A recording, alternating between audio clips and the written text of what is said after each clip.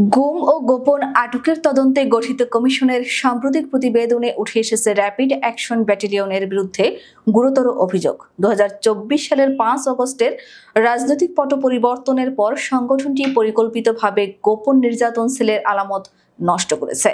এতে বলা হয়, এসব সেলে আটকদের নির্যাতনের নানা উপকরণ ও স্থাপনা গায়েব করে ফেলা হয়েছে, যাতে অতীতের মানবাধিকার লঙ্ঘনের প্রমাণ মুছে ফেলা যায়।